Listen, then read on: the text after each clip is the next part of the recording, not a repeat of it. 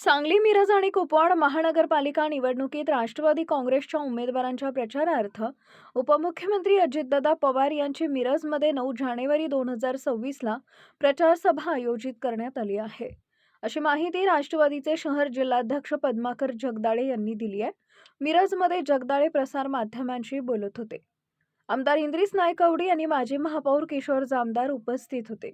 राष्ट्रवादीला सोबत घेतल्याशिवाय कोणाचाही महापौर होणार नाही, मात्र कोणत्या पक्षाला सोबत घ्यायचं हे निवडणुकीनंतर ठरवलं जाईल, असं सांगून पद्माकर जगदाळे पुढे म्हणाले, जर भाजपानं फुले शाहू आंबेडकर यांचा विचार मान्य केला तर मग त्यांना सोबत घ्यायला काही अडचण नाहीये, असंही राष्ट्रवादीचे शहर जिल्हाध्यक्ष पद्माकर जगदाळे यांनी सांगितलंय. निकाल लागल्यावर लक्षात येईल की राष्ट्रवादी काँग्रेस पार्टीच्या सहकार्याशिवाय या महापालिकेमध्ये सत्ता कुणाची येणार नाही.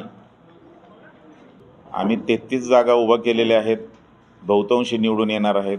आमचा प्रयत्न आहे सर्वात मोठा पक्ष राष्ट्रवादी काँग्रेस पार्टी असेल आणि ज्या वेळेला महापौर करायचं असेल, सत्ता स्थापन करायची असेल, त्यावेळेला कुणाची मदत घ्यायची, काय करायचं हा त्यावेळेचा विषय आहे.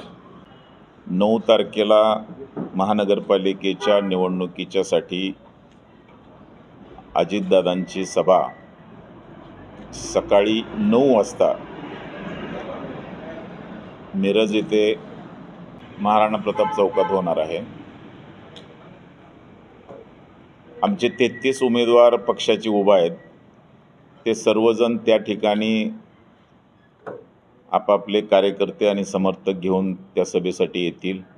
सत्ता तुम्हाला घेतल्याशिवाय होणार नाही म्हटलं, सत्ता कोणाची येणार, कोणाबरोबर जाणार, तर त्यावेळेचा विषय आहे. कोणाबरोबर नाही, आता कसं सांगणार असं नाही आहे. आमचं शेवटी बघा, आता आम्ही हे करत असताना शाहू फुले आंबेडकरांच्या विचारानं चाललेलो आहे. तो विचार धरून आम्ही पुढचं काम करतो. म्हणजे भाजपबरोबर जाणार नाही. त्यांनी जर मान्य केला विचार तर काय अडचण. त्यांचे विचार नाही आहेत ना शाहू फुले आंबेडकर. ते बघूया ना, त्यांनी नाकारलाय का शाहू फुले आंबेडकरांचा विचार? आम्ही धरलेला आहे. त्यांनी नाकारला असेल तर मग काय इलाज नाही आमचं.